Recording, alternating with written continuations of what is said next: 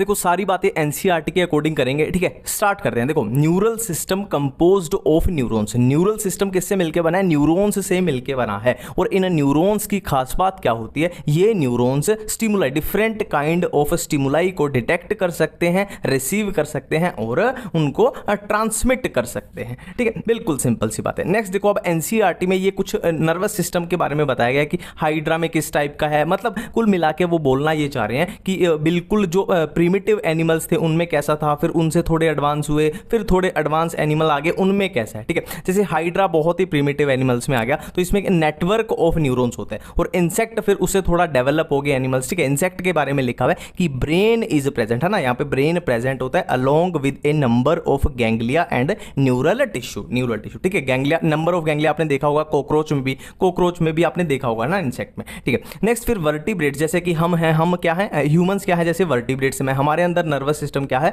फिर और ज्यादा डेवलप हो गया, मोर डेवलप, है ना। और इस पूरे चैप्टर में हम ह्यूमन नर्वस सिस्टम ही पढ़ने वाले हैं कि कैसे डेवलप हुआ, उसमें क्या क्या होता है, ठीक है।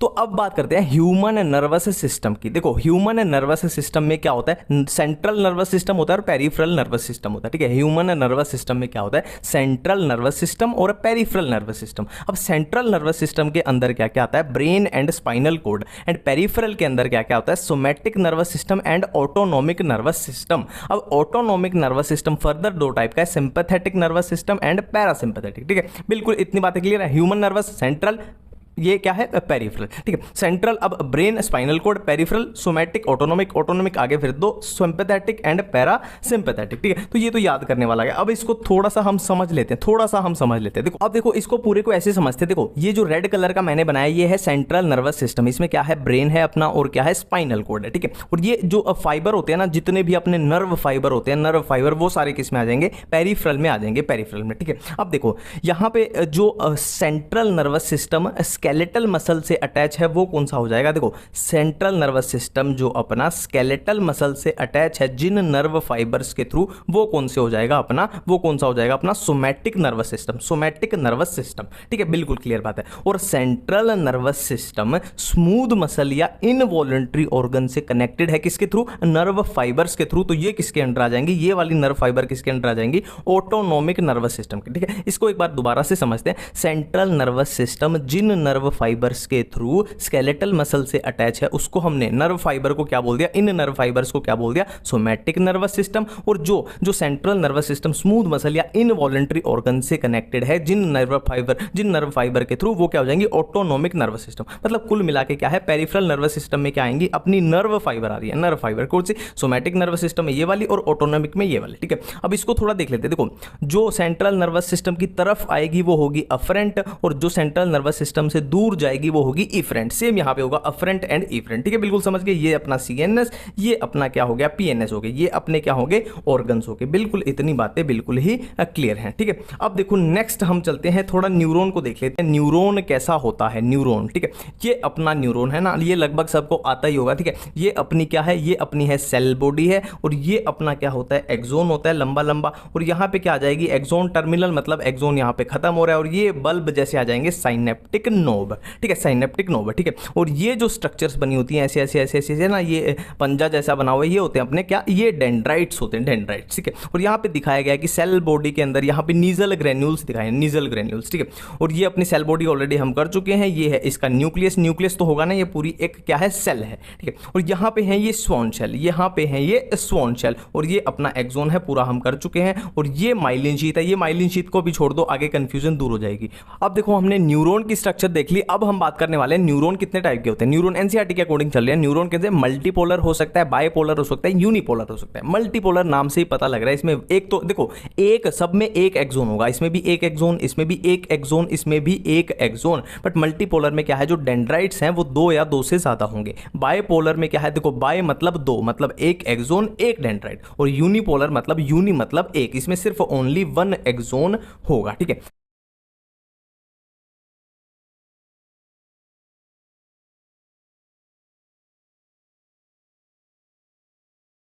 अब एक्सोन की बात करें, एक्सोन की बात करें तो यहाँ पे एक्सोन भी दो टाइप का है अपने पास, माइलिनेटेड एंड नॉन माइलिनेटेड। ठीक है, देखो सिंपल सी बात है, हमने क्या की थी, शोन सेल की थी, हमने देखी थी ना, ये शोन सेल होती है। तो जिन नर्व फाइबर में ये शोन सेल माइलिन शीथ की फॉर्मेशन कर देगी वो क्या हो जाएंगे, माइलिनेटेड नर्व फाइबर। जिनमें ये शोन सेल माइलिन शीथ की फॉर्मेशन नहीं करेगी वो क्या हो जाएंगे, नॉन माइलिनेटेड नर्व फाइबर। ठीक है, इतनी बातें सिंपल है। अब देखो यहाँ पे कुछ चीजें क्लियर कर लेते हैं जो हमें बार बार कंफ्यूज कर सकते हैं। देखो जो माइलिनेटेड नर्व फाइबर होते हैं वो होते हैं व्हाइट कलर के, और नॉन माइलिनेटेड नर्व फाइबर होते हैं वो होते हैं ग्रे कलर के, है ना। आपने सुना होगा ग्रे मैटर, व्हाइट मैटर, तो इनकी वजह से वो कलर आता है। ठीक है, जो ये माइलिनेटेड नर्व फाइबर जो व्हाइट कलर के होते हैं वो कहां पे प्रेजेंट होते हैं, सेंट्रल नर्वस सिस्टम में प्रेजेंट होते हैं, और non myelinated central nervous system में भी होते हैं और पीएनएस यानी पेरिफेरल नर्वस सिस्टम में भी होते हैं। ठीक है, यहाँ पे एक ध्यान देने लायक बात क्या है कि माइलिनेटेड नर्व फाइबर जो है वो पेरिफेरल नर्वस सिस्टम में अब्सेंट होते हैं। ठीक है, अब इसी के साथ एक कंफ्यूजन दूर कर लेते हैं। देखो सेरिब्रम की बात करें, सेरिब्रम की बात करें तो व्हाइट मैटर अंदर वाली साइड होगा और ग्रे मैटर बाहर वाली साइड होगा, और स्पाइनल कॉर्ड की बात करें बिल्कुल इससे ऑपोजिट हो जाएगा,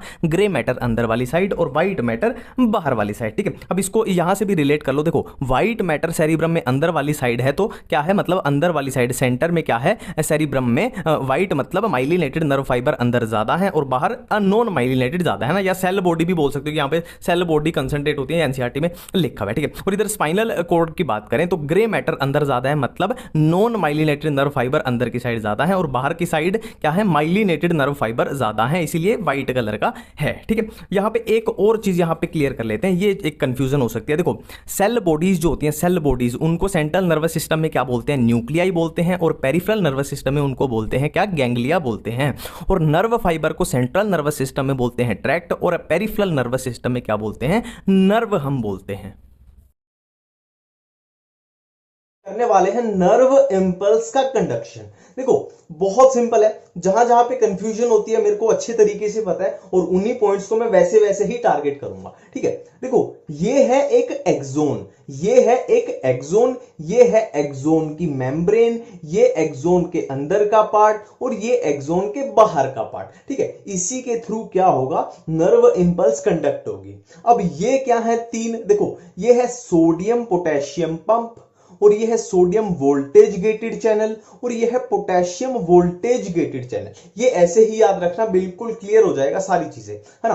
देखो अब यहां पे याद रखने वाली बात क्या है कि जो सोडियम पोटेशियम पंप होता है वो हमेशा ओपन रहता है, ये हमेशा काम करता है, और ये कब काम करेंगे ये मैं आगे आपको बताऊंगा। ठीक है, अब देखो बिल्कुल ये रेस्टिंग स्टेज में है, बिल्कुल रेस्टिंग स्टेज में है, तो क्या होता है, इस सोडियम पोटेशियम पंप की वजह से क्या होता है, बाहर 3 सोडियम होते हैं, बाहर एक्सोन के बाहर 3 सोडियम होते हैं, और एक्सोन के अंदर क्या होते हैं, 2 पोटेशियम होते हैं। ये बिल्कुल रेस्टिंग, बिल्कुल नॉर्मल, बिल्कुल आरामदायक स्टेज है ना। अब देखो यहां पे क्लियरली पता चल रहा है कि बाहर है नेट 3 पॉजिटिव चार्ज और अंदर है नेट 2 पॉजिटिव चार्ज, मतलब नेट रिजल्ट क्या होगा, एक्सोन के बाहर क्या हो जाएगा, पॉजिटिव चार्ज आ जाएगा नेट, और अंदर क्या आ जाएगा, अंदर कम पॉजिटिव है तो अंदर नेट क्या आ जाएगा, नेगेटिव चार्ज आ जाएगा। तो बाहर है पॉजिटिव चार्ज, अंदर है नेगेटिव चार्ज, मतलब एक पोलैरिटी बन जाएगी, और इसी पोलैरिटी को हम क्या बोलते हैं कि एक्सोन किस स्टेज में है, पोलराइज्ड स्टेट में है ना। इसी को बोलते हैं कि एक्सोन जो है वो पोलराइज्ड स्टेट में है, बिल्कुल रेस्टिंग स्टेज में है, और उस टाइम पे जो पोटेंशियल होगा उसको हम बोलेंगे रेस्टिंग पोटेंशियल। जो ये वर्ड होते हैं इनको क्लियर करते चलना, पोलराइज्ड और ये रेस्टिंग पोटेंशियल। ठीक है, बिल्कुल शांत है, बाहर पॉजिटिव अंदर नेगेटिव, उसी को हम बोल रहे हैं पोलराइज्ड स्टेट, और जो पोटेंशियल है वो हो गया रेस्टिंग पोटेंशियल। क्लियर है, अब तक बिल्कुल शांत बात करी। अब देखो मान लो यहां पे इंपल्स आया, है ना, मतलब यहां पे कोई स्टिमुलस आया, अब होगी नर्व इंपल्स की कंडक्शन। यहां पे स्टिमुलस आया तो क्या होगा, ये जो सोडियम वोल्टेज गेटेड चैनल है ये स्टिमुलस के कारण ये खुल जाएंगे, ये खुल जाएंगे तो क्या होगा, ये सोडियम अंदर आ जाएंगे, ऐसे ये सोडियम अंदर आ जाएंगे।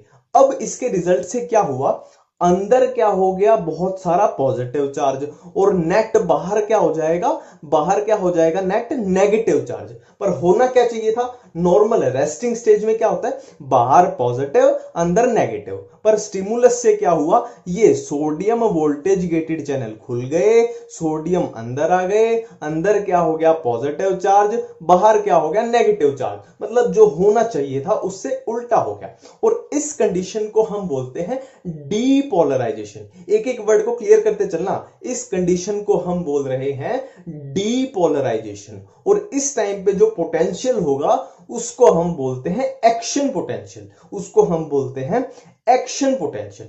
अब देखो यहां पे दिक्कत वाली बात होगी, नॉर्मली क्या होना चाहिए था, बाहर ज्यादा पॉजिटिव अंदर कम पॉजिटिव, पर यहां पे दिक्कत होगी अंदर ज्यादा पॉजिटिव आ गए।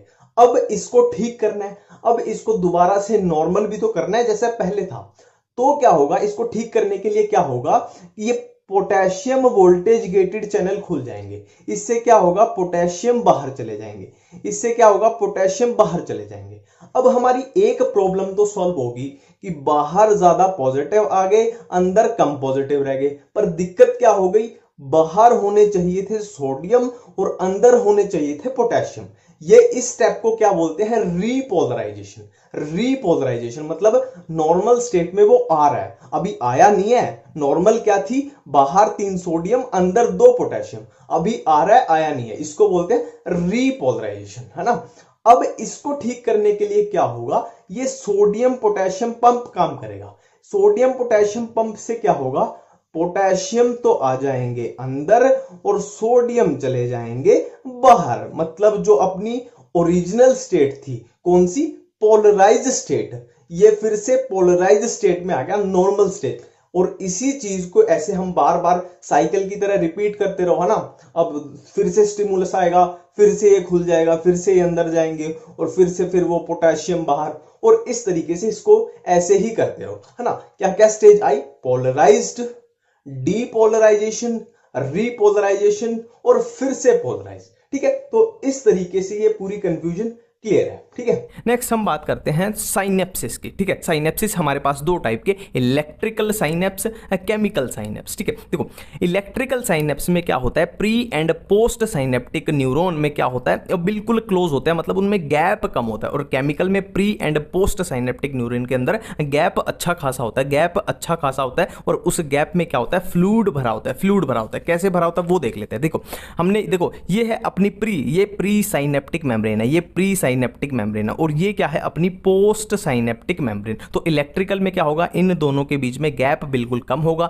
और ये हम केमिकल का देख रहे हैं, केमिकल में देखो बीच में अच्छा खासा गैप है, अच्छा खासा गैप है, ठीक है। तो यहाँ पे ये अपना एक्सोन था, एक्सोन कहाँ खत्म होता है, फिर एक्सोन टर्मिनल, और ये अपनी आ गई बल्ब जैसी साइनेप्टिक नोब। और इसमें क्या है, ये अपने साइनेप्टिक वेसिकल है, और साइनेप्टिक वेसिकल के अंदर ये क्या है, न्यूरोट्रांसमीटर है, ये न्यूरोट्रांसमीटर जो रेड कलर में मैंने दिखाया है, ठीक है। अब देखो अब क्या होगा, ये साइनेप्टिक वेसिकल से क्या निकलेगा, न्यूरोट्रांसमीटर इसमें आ जाएगा ना, ये बीच में जो स्पेस है इनके, इसमें ये फ्लूइड फिल्ड कैविटी होती है, ठीक है। यहाँ पे न्यूरोट्रांसमीटर, और फिर ये न्यूरोट्रांसमीटर क्या करेगा, अपने ये देखो ये रेड कलर के जो यहाँ पे रिसेप्टर्स लगे हुए हैं, इन रिसेप्टर्स पे ये बाइंड कर जाएगा, ठीक है। बिल्कुल सिंपल है। अब हम आगे बढ़ते हैं ब्रेन की तरफ, अब हाँ आगे बढ़ते हैं ब्रेन की तरफ, ठीक है। ये ब्रेन का हम बेसिक मॉडल समझ लेते हैं। देखो ये ब्लू कलर में मैंने जो ड्रॉ किया है, ये है अपना ब्रेन, ब्लू कलर वाला है ब्रेन, ठीक है। और ब्रेन यहाँ पे क्या है, एक बोनी कैविटी के अंदर प्रोटेक्टेड है। जो रेड कलर की मैंने ड्रॉ की है, ये एक बोनी कैविटी है ना, एक बोनी स्ट्रक्चर है, ठीक है, जिसको हम बोलते हैं स्कल, है ना। स्कल के अंदर क्या है,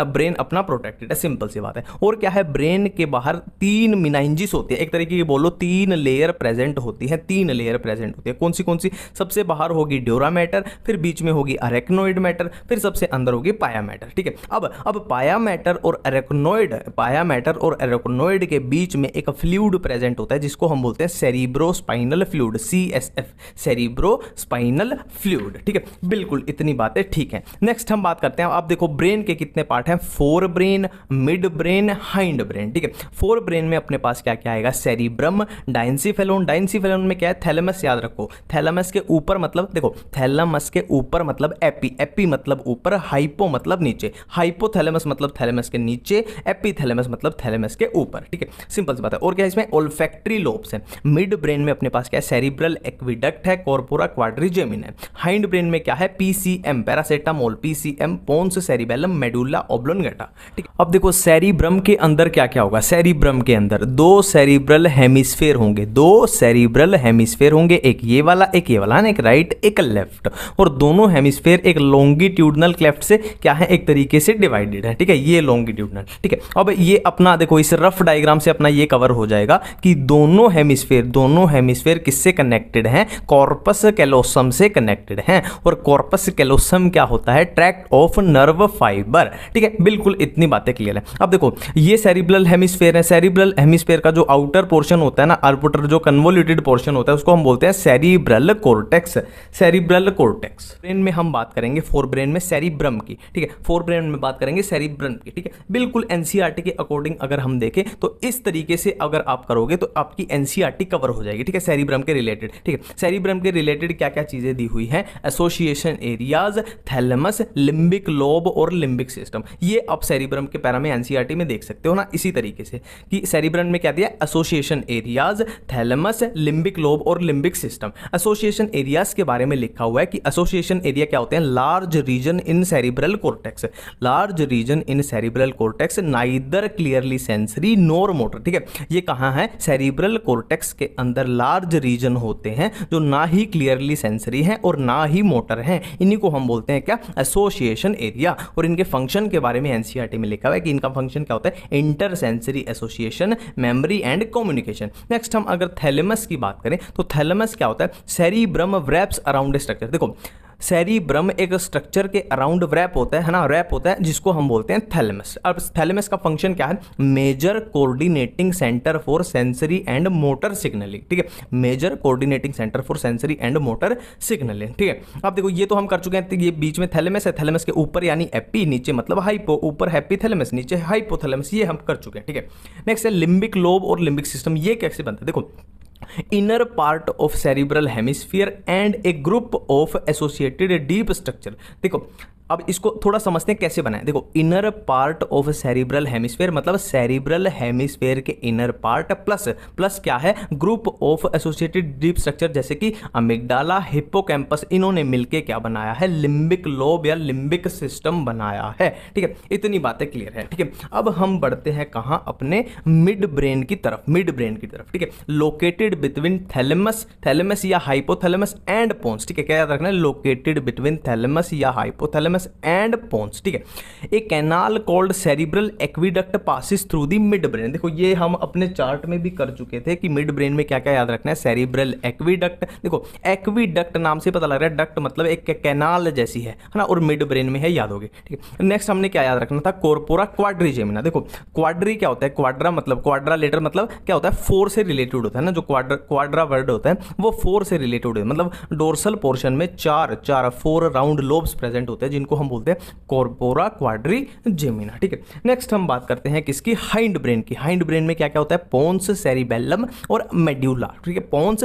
सेरिबेलम, मेड्यूला। ठीक है, अब मेड्यूला किससे कनेक्टेड होता है, यहाँ पे स्पाइनल कोड से। मेड्यूला जो होता है आगे देखो, सेंट्रल नर्वस सिस्टम में क्या था, अपना ब्रेन था और स्पाइनल कोड थी। अब यहाँ पे क्या है, अपना ब्रेन यहाँ पे मेड्यूला पे खत्म हो गया, आगे क्या है, स्पाइनल कोड अपनी चालू हो जाएगी। ठीक है, अब इन पे बारी बारी से बात करते हैं कि एनसीईआरटी में इनके बारे में क्या दिया हुआ है। ठीक है, पोन्स के बारे में दिया हुआ है कि consist of fiber tract that interconnect different region of brain. ठीक है, consist of fiber tract that interconnect different regions of brain.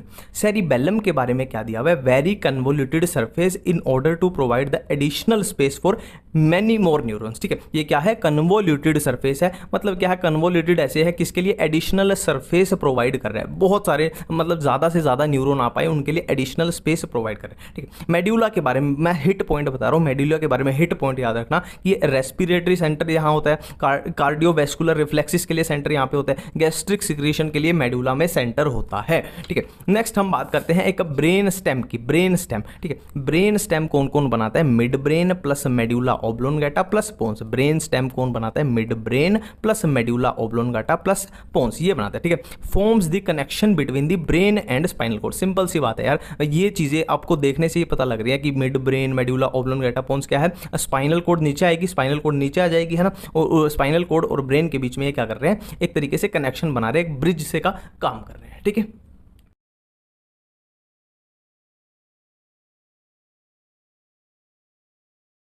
देखो ये है रिफ्लेक्स एक्शन, ठीक है, नी जर्क रिफ्लेक्स, है ना। देखो यहाँ पे स्टिमुलस आया, यहाँ पे स्टिमुलस आया, और स्टिमुलस फिर कहाँ जाएगा, सिंपल सी बात है, सिग्नल कहाँ जाएगा, फिर सेंट्रल नर्वस सिस्टम की तरफ जाएगा, ठीक है। यहाँ पे ये स्पाइनल कोड को दिखाया, स्पाइनल कोड को ना, ग्रे मैटर अंदर, व्हाइट मैटर बाहर, ठीक है, और जाएगा। देखो ये हम ऑलरेडी कर चुके हैं कि सेंट्रल नर्वस सिस्टम की तरफ जो नर्व फाइबर आते हैं वो क्या होते हैं, अफरेंट होते हैं ना। और यहाँ पे एक याद रखने लायक बात क्या है, डोर्सल रूट गैंग्लियन से सिग्नल सेंट्रल नर्वस सिस्टम की तरफ जा रहे हैं, ठीक है, और इधर से फिर सिग्नल वापस यहाँ पे ऑर्गन तक आएगा, है ना। ये वापस ऑर्गन तक ये आ गया, और फिर यहाँ पे जो भी रिस्पॉन्स अपना है वो शो हो जाएगा, है ना। यहाँ से सिग्नल गया, फिर इसने बता दिया कि भाई ऐसे ऐसे करना है, ऑर्गन को इसने बता दिया कि भाई ऐसे ऐसे करना है, ये ऑर्गन के पास सिग्नल चला गया, ठीक है।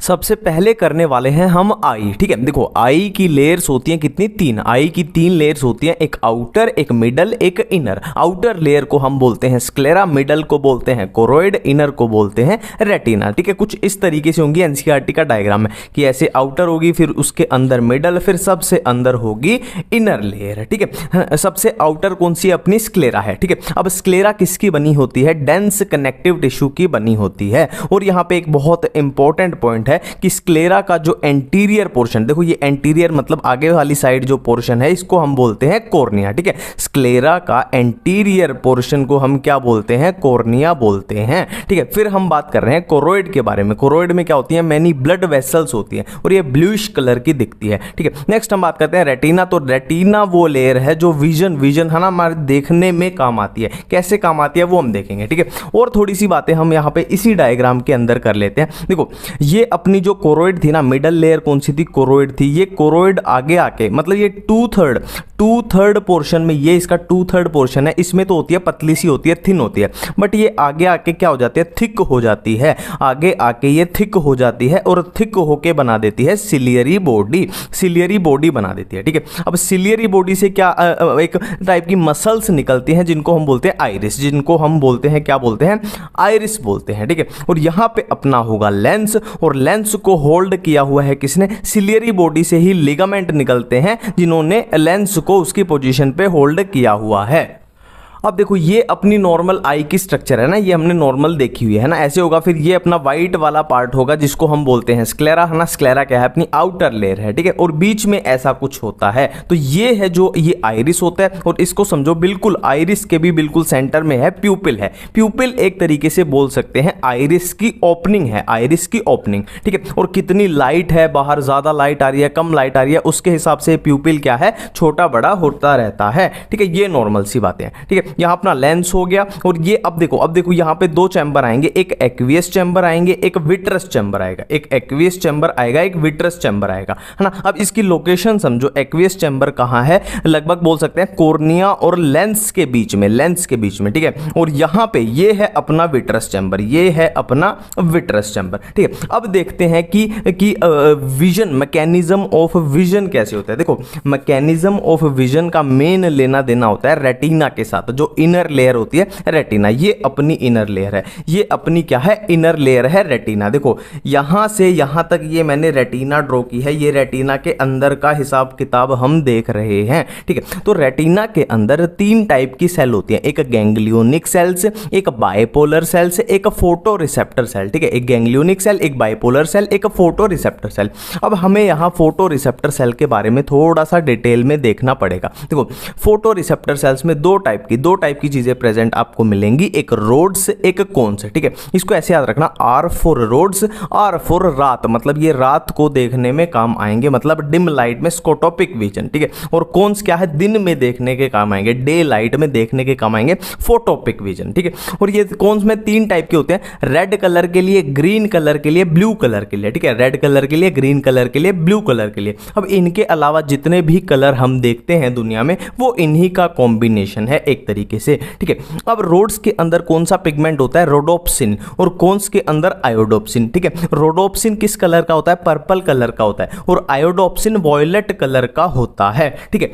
अब यहाँ पे बहुत इंपॉर्टेंट चीज़ आएगी, बहुत इंपॉर्टेंट। देखो जो ये रोडोप्सिन है, ये किससे मिलके बना है? ये ऑप्सिन और रेटिनल से मिलके बना है। देखो आर से रेटिनल और ऑप्सिन, ठीक है, आर से रेटिनल, ऑप्सिन। रोडोप्सिन जो है किससे मिलके बना है? ऑप्सिन प्लस रेटिनल से मिलके बना है। ऑप्सिन एक प्रोटीन है और रेटिनल मतलब ये एल्डिहाइड है किसका? विटामिन ए का। और ये आपस में ऐसे कनेक्टेड होते हैं, आपस में ऐसे कनेक्टेड होते हैं, ठीक है। अब देखो मैकेनिज्म ऑफ विजन देखते हैं, मैकेनिज्म ऑफ विजन। देखो सिंपल सी बात है, यहां से लाइट आई, लाइट का गैंग्लियोनिक सेल पे कोई असर नहीं होगा, बायपोलर सेल पे भी लाइट का कोई असर नहीं होगा। फिर लाइट कहां स्ट्राइक करेगी? फोटो रिसेप्टर सेल पे। फोटो मतलब लाइट, रिसेप्टर मतलब रिसीव करने वाली, मतलब लाइट को रिसीव करने वाली सेल्स है ना। इसमें क्या है अपने पास? रोड्स हैं, कोन्स हैं, ये सब है, ठीक है। अब देखो जब ये फोटो रिसेप्टर में सेल में क्या है अपने पास? रोड्स भी होंगे।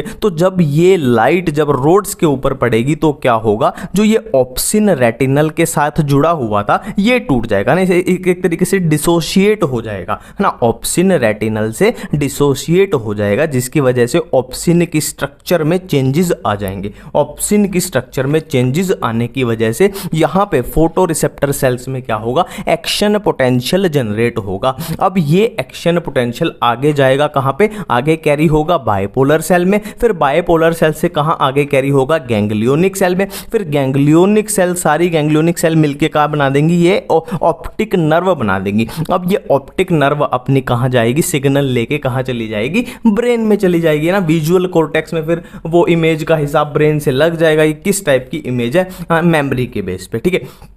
इतना अपने को क्लियर है, ठीक है। अब यहां दो बातें आपको पक्का कंफ्यूज करेंगी, इसलिए मैंने दोनों को मिला के लिख दिया है ना, ब्लाइंड स्पॉट एंड मैक्यूला लूटिया। देखो ब्लाइंड स्पॉट नाम से ही पता लग रहा है, ब्लाइंड मतलब अंधा मतलब यहां पे फोटो रिसेप्टर सेल्स अब्सेंट होंगी पूरे तरीके से, मतलब यहां पे रोड्स भी अब्सेंट है, यहां पे कोन्स भी अब्सेंट है, ठीक है। और क्या बात याद रखना है? देखो चीजों के आने जाने की जगह ना, आई के बाहर चीजों की आने जाने की जगह वो है ब्लाइंड स्पॉट। ऑप्टिक नर्व जो आई से निकलेगी ब्रेन की तरफ, वो क्या है? ब्लाइंड स्पॉट के रास्ते से ही निकलेगी। और है ब्लड वेसल जो आई में एंट्री लेंगी, वो भी ब्लाइंड स्पॉट के रास्ते से ही एंट्री लेंगी, ठीक है। नेक्स्ट है macula lutea, lateral to blind spot. इसकी लोकेशन क्या है? Lateral to blind spot. और क्या है मैक्यूला लूटिया के बारे में याद रखना है? क्या येलोविश पिगमेंट होता है, येलोविश पिगमेंट। देखो लूटिया वर्ड जहां जाए, देखो आपने पढ़ा होगा कॉर्पस ल्यूटियम, वो भी येलो कलर का था, ल्यूटियम, ठीक है। तो ल्यूटिया वर्ड मतलब येलो कलर का। और मैक्यूला ल्यूटिया में जो सेंट्रल पिट होता है उसको फोविया बोलते हैं। 5 स्टार लगा लो। फोविया क्या होता है?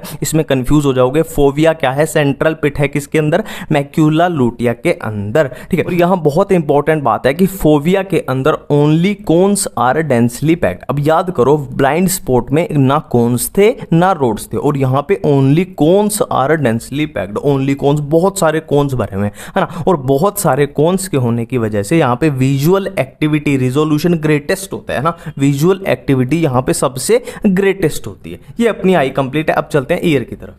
नेक्स्ट है ह्यूमन ईयर। देखो ह्यूमन ईयर 3 पार्ट में डिवाइडेड है, external ear, middle ear, inner ear. External ear में आ जाएगा ईयर पिन्ना, ऑडिटरी मिएटस और टिम्पैनम। और मिडल ईयर में आएंगे ईयर ऑसिकल्स, जो ईयर बोन्स होती है, मेलियस, इनकस, स्टेपिस, ठीक है। इनर ईयर में क्या आ जाएगा? लेबिरिंथ आ जाएंगे, बोनी लेबिरिंथ एंड मेम्ब्रेनस लेबिरिंथ। इसको डिटेल में हम देख लेंगे। देखो सिंपल सी बात है, यहां तक जो ईयर का काम है वो है आवाज को यहां तक पहुंचाना। और ईयर मेन हियरिंग होगी, जो मेन ईयर का फंक्शन है वो कौन परफॉर्म करता है? इनर ईयर परफॉर्म करता है। ये तो बस आवाज को यहां तक खींच के ला रहे हैं और उसकी मतलब उसकी एम्पलीफिकेशन कर रहे हैं। देखो कुछ इस तरीके से अगर रफ डायग्राम देखो तो ये अपना एक्सटर्नल ईयर, ये अपना कान ऐसे होता है, यहां से आवाज एक तरीके से रिसीव हुई, फिर ये ऑडिटरी मिएटस आ जाएगा, यहां से गई, और ये अपना कान का पर्दा यानी टिम्पैनम, फिर ये अपना मिडल ईयर आ जाएगा, फिर आवाज गई मिडल ईयर में। मिडल ईयर में अपने को मिलेंगी ear ossicles, malleus, incus, stapes. इनका काम क्या होता है? इनका काम होता है एक तरीके से आवाज को एम्पलीफाई करना।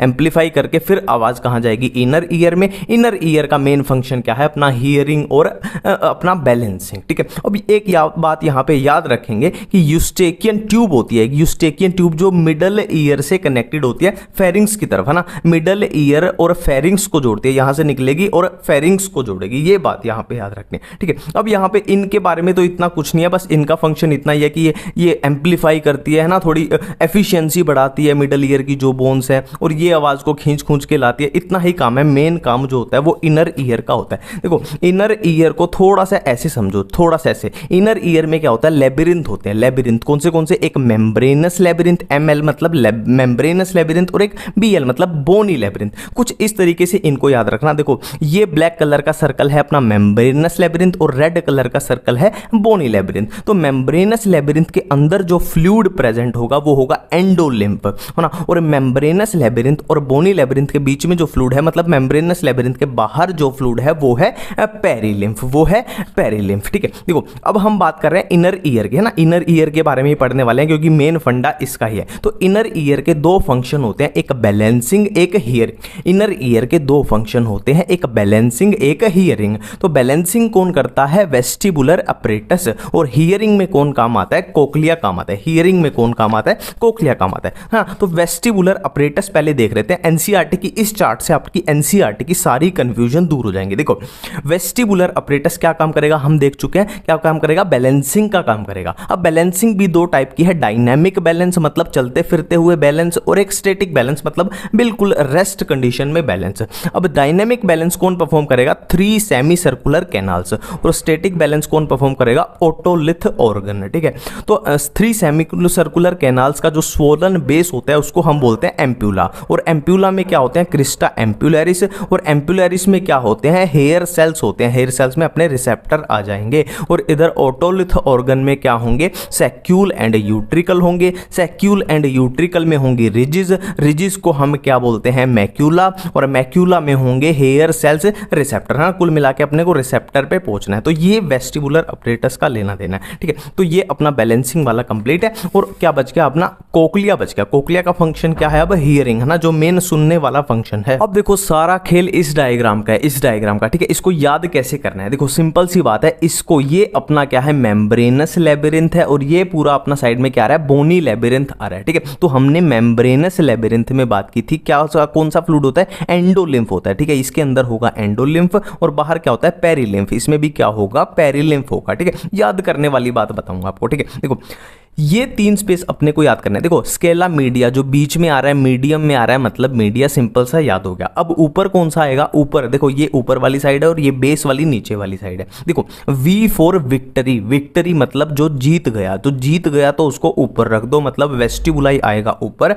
और टिम्पैनी आ जाएगा नीचे। ठीक है, बिल्कुल सिंपल सी बात है। अब 2 मेम्ब्रेन अपने को याद करनी है, 2 मेम्ब्रेन। ठीक है, एक रेजनर मेम्ब्रेन, एक बेसाइलर मेम्ब्रेन। रेजनर मेम्ब्रेन, एक बेसाइलर मेम्ब्रेन। अब नाम से पता लग रहा है, बेस, बेस मतलब बेसाइलर, बेस मतलब बेसाइलर, मतलब जो नीचे वाली साइड होगी वो होगी बेसाइलर मेम्ब्रेन, और ऊपर वाली साइड होगी कौन सी, रेजनर मेम्ब्रेन। ठीक है, बिल्कुल इतनी बातें याद हैं। ठीक है, अब एक मेम्ब्रेन यहां बेसाइलर मेम्ब्रेन के ऊपर होती है, कौन सी, टेक्टोरियल मेम्ब्रेन। बेसाइलर मेम्ब्रेन, देखो ये बेसाइलर है, और इसके ऊपर कौन सी होगी, टेक्टोरियल मेम्ब्रेन होगी।